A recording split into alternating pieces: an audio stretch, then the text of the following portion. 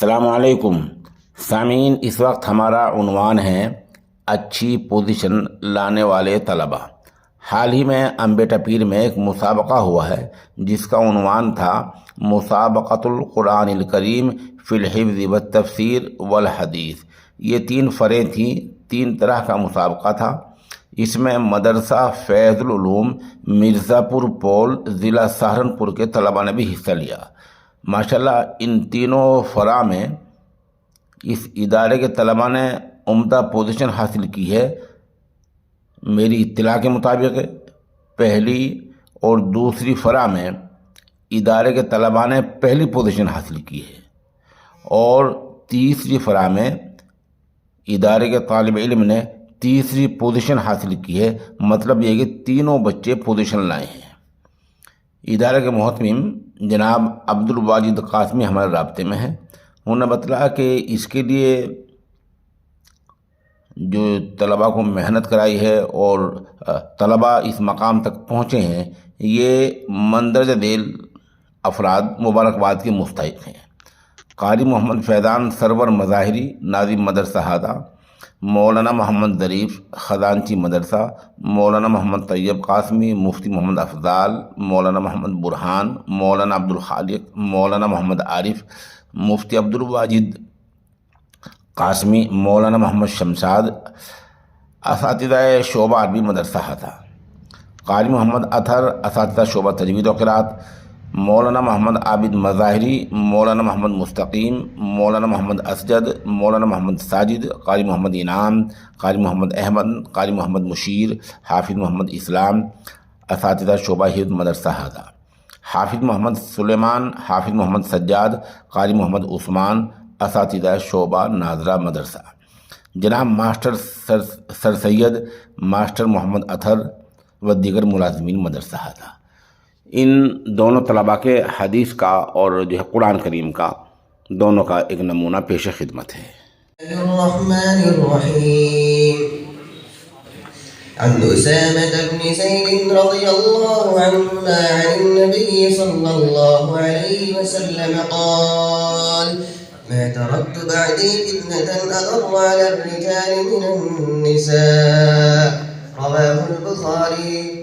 حضرت اسامہ بن زید رضی اللہ عنہما سے روایت ہے کہ رسول اللہ صلی اللہ علیہ وسلم نے فرمایا، میں نے اپنے بعد مردوں پر عورتوں کے فتنے سے بڑھ کر نقصان دینے والا کوئی اور فتنہ نہیں چھوڑا ہے۔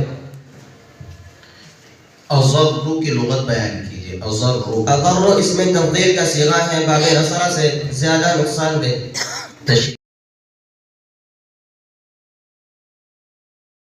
وما أريد أن أخالفكم إلى ما أنهاكم عنه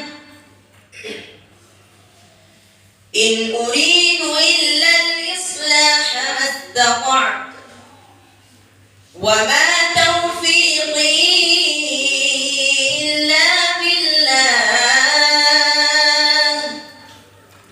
عليه توكلت وإليه أنيب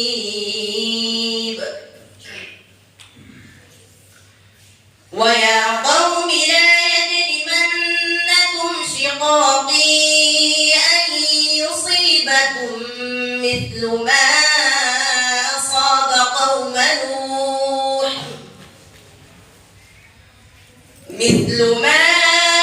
أصاب قوم نوح أو قوم هود أو قوم صالح وما قوم لوط منكم ببعيد واستغفروا ربكم ثم توبوا إليه إن ربي رحيم ودود قالوا يا شعيب ما نفقه كثيرا مما تقول وإنا لنراك فينا ضعيفا ولولا رهطك لرجمناك وما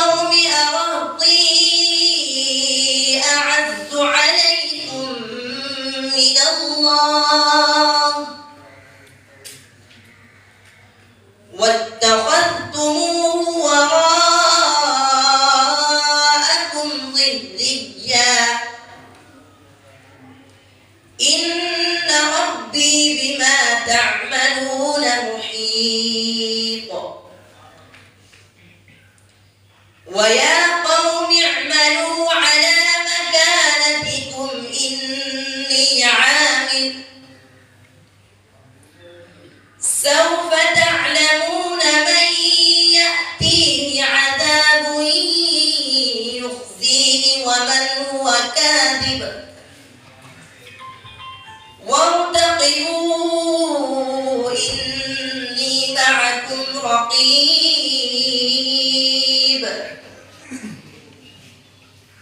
ولما جاء أمرنا نجينا شعيبا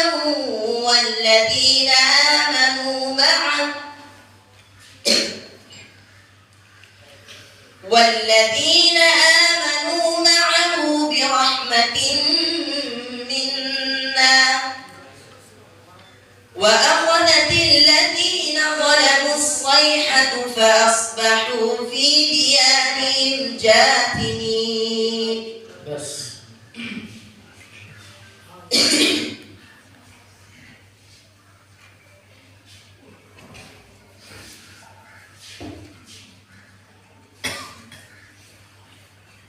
सफ़ा 501 सवाल नंबर وخلق الله السماوات والأرض بالحق ولتجزى كل نفس بما كسبت وهم لا يظلمون. أعوذ بالله من الشيطان الرجيم.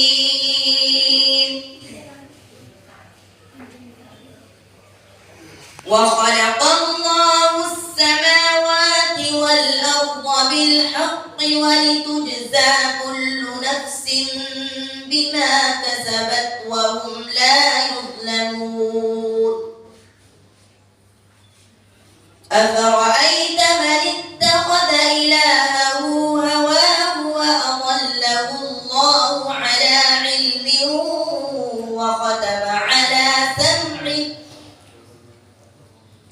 وختم على سمعه وقلبه وجعل على بصره غشاوة فمن يهديه من بعد الله